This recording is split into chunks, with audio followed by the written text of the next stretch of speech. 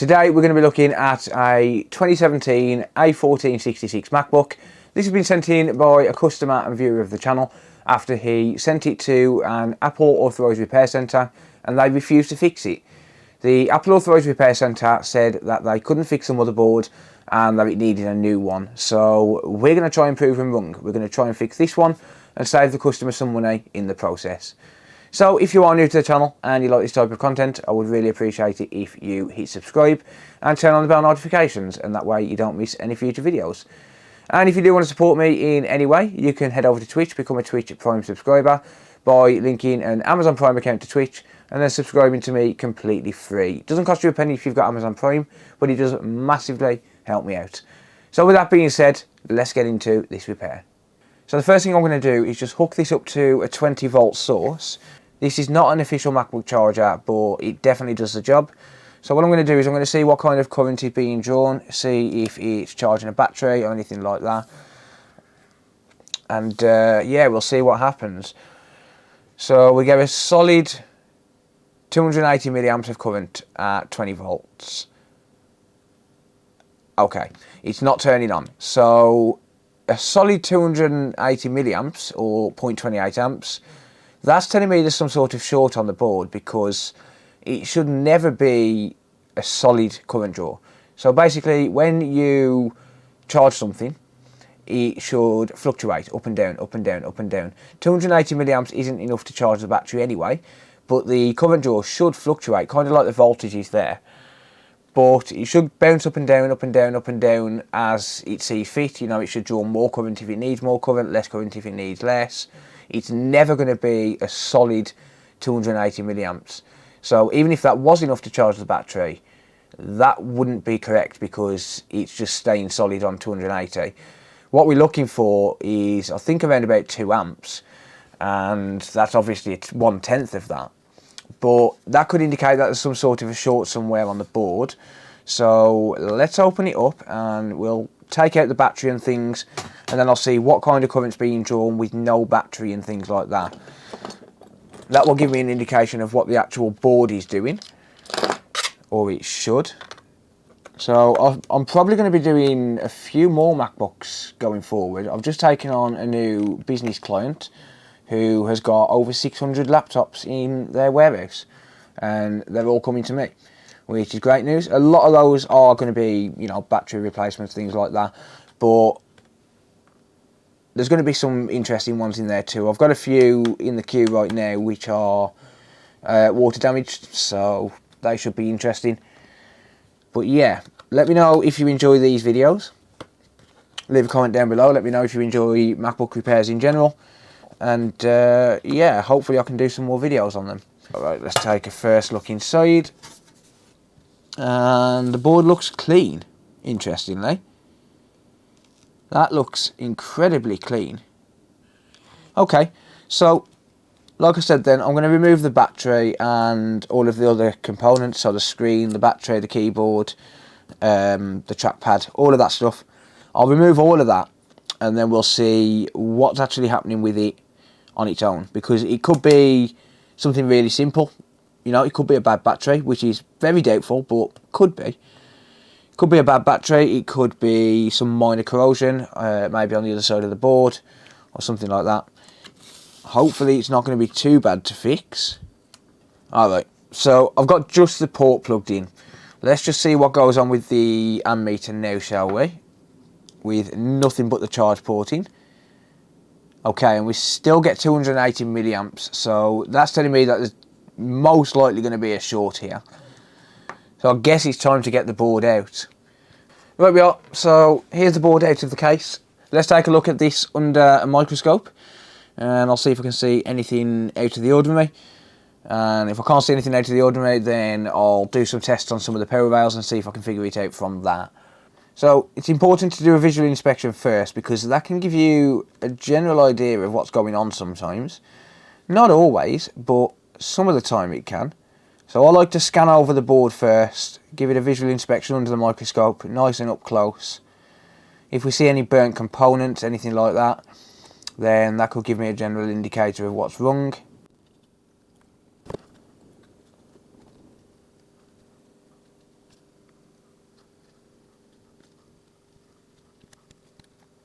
Right, unfortunately, this board is pretty damn clean. Probably one of the cleanest MacBook boards I've come across, to be honest with you. No signs of corrosion, no signs of burnt components. So I think it's time to dive a little deeper into this and try and figure out what the hell is going on. So what I'm going to do, I'm going to download a schematic for this. Unfortunately, I can't tell you where I'll get them from, but Google is your friend, alright? Google is your friend. But yeah, I can't tell you where I'll get them from because I'll get in trouble. But I'm going to download a schematic for this board, and then I'm going to go over the power rails and just basically try and figure out what rails are there, what rails are missing, and what could potentially be causing the short. Alright, so if we look at the schematic, we can see we've got some power aliases here. And the power aliases, it's going to tell us what rails we always need to be present. So we're going to work our way down the list. So first of all, we've got PP Bus G3 Hot. Using the amazing Flex Board View software. This is made by Paul Daniels. Fantastic software, highly recommend it. They also have a free version as well. But if we take a look, we can search for PP Bus _ G3 Hot. Well, I actually typed hot and it's G3H, never mind. Alright, so here we have PP Bus G3 Hot. We can find that on F7140. So we get PP VBAT G3 Hot Charger Reg, and then that goes through to PP Bus G3 Hot. So F7140 is on the CPU side of the board in the middle, just by a big inductor. We'll find it. Okay. Alright, so F7140 contains PP Bus G3 Hot on the left hand side, and that's this little doohickey right here. So we actually have a short on that side and that side. So we've got a short on both sides of this fuse, and that's telling me that there's a short on either the PP VBAT circuit, so the battery circuit, or there's a short on the primary PP Bus G3 Hot side. So what I'm going to do is I'm going to remove this fuse and just try and isolate the fuse, or try and isolate the short to one side. Basically, removing this fuse will break the circuit, and it will tell me whether the short's on the battery circuit or whether it's on PP Bus G3 Hot, which is this side. So let's isolate that. So I'll remove the fuse, and in spectacular MacBook fashion, there's a short and it didn't blow the fuse.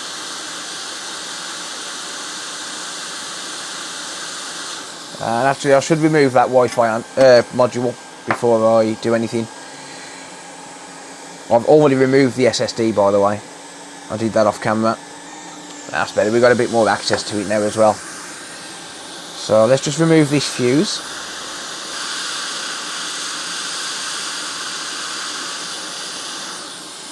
I'm actually just going to pop it back there. Whoops. My damn tweezers slipped. Well, I've left a mark to say that I've been in here. It's fine. It's just a scratch.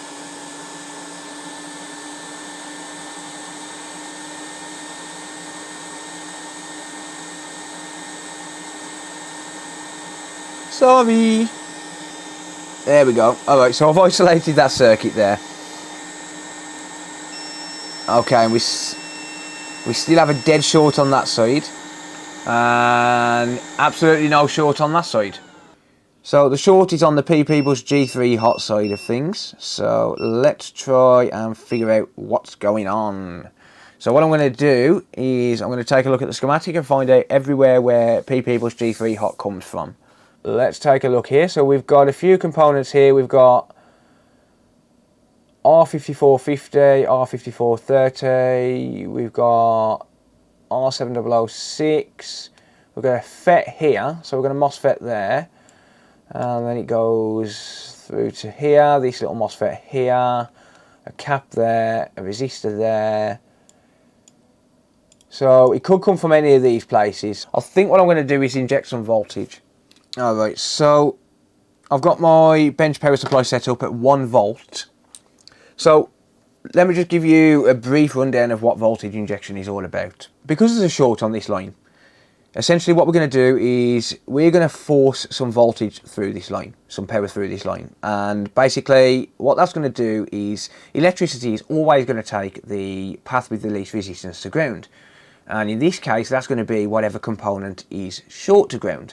So by injecting voltage, it's going to allow the component which is shorted to heat up because it's going to be drawing too much current.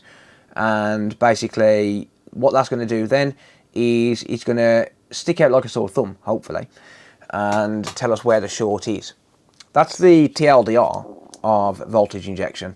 So I'm going to be using a thermal camera for this. This one is the Unity something or other, UTI 712S. I'll leave a link to the video description in this. It's not the greatest, but it's cheap and it does the job. So let's start by injecting 1 volt. What we want to do, we never want to inject more than the lowest rail. And in this case, that's likely going to be a 1.1 volt rail. So what we want to do is we want to inject 1 volt to keep it below that 1.1 volt rail, because then if we do have a short on PP bus G3 hot directly to that 1.1 volt rail, it's not going to inject too much voltage. And basically that's going to allow me to prevent any damage to that part of the circuit. Hopefully that makes sense. I'm not the best at explaining these things. And we have pretty much an uncapped amount of current coming from there.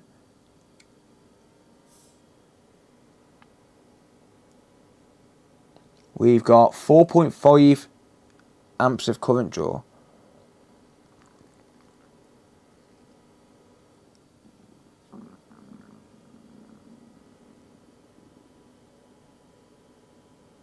And we've got some heat coming from here, but I think that is most likely going to be what's being pulled down to ground. I think it's probably the ground trace which is heating up. And hello. That's hitting 120 degrees Celsius over here. That's some pretty damn hot component just over here. Let's go under the scope and see what's going on.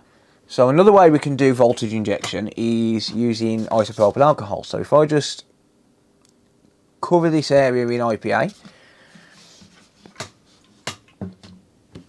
and then I'm going to inject 1 volt back into the area what I was just injecting in, just on that fuse. And it's actually a capacitor, which appears to have gone bad.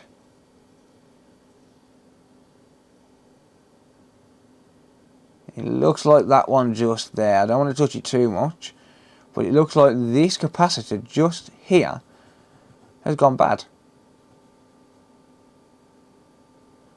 Okay, let's find out what that is.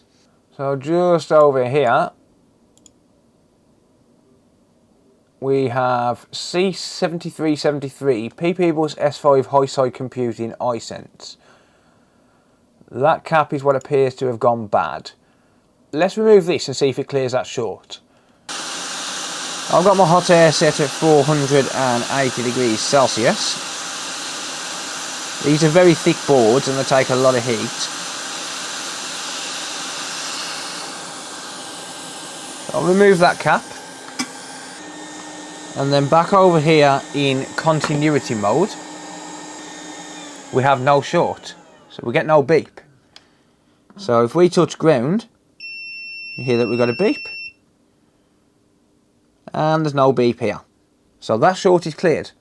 So let's find out what value that component is now, shall we? Because that's going to need replacing. But we do need to replace this fuse as well.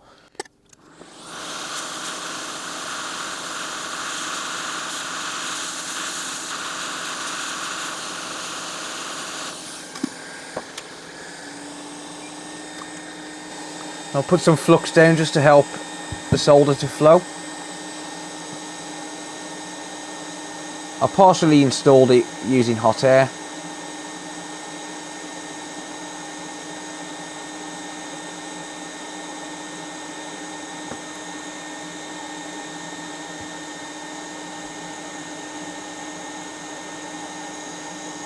There we go. So the fuse is back. Let's just make sure we don't have a short anymore. So we're in continuity mode again. And yep, we got no short. Excellent. Fantastic. I'll just clean up this isopropyl alcohol. Ah, my sorry's gone. I guess I'm not sorry anymore, am I?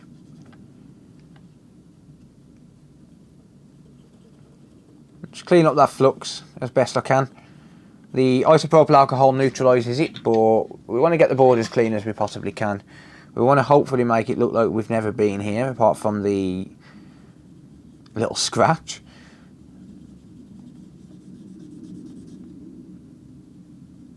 Okay, so my sorry goes, but the scratch stays. Is that how you're rolling now? Come on. Hey, look, you can barely see it.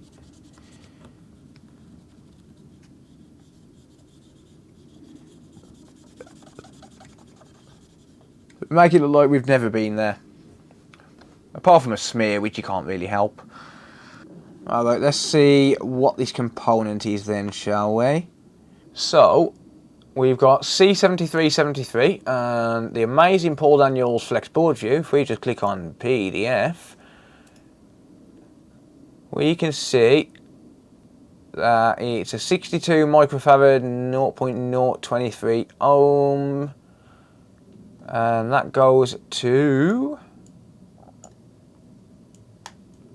somewhere down here. It goes to the CPU faces. Okay, so there we go. And as you can see, V out 1.85 volt max. Alright, so I've got a donor capacitor here. This cap here is off another A1466. Took me a while to find these, to be honest.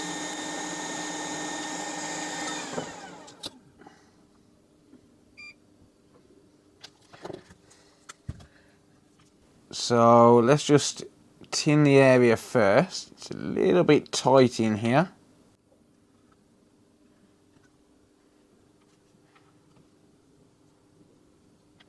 There we go.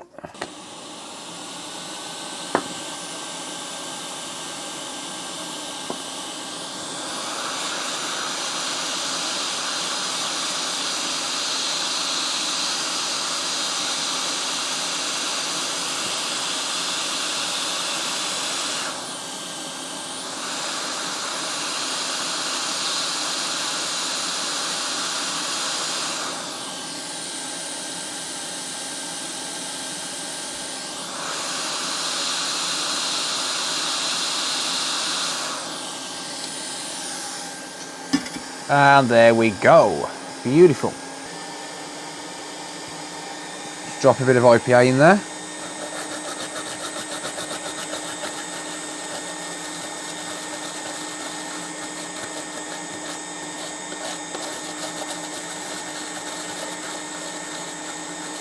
And give it a scrub. So let's get this thing reassembled inside the housing.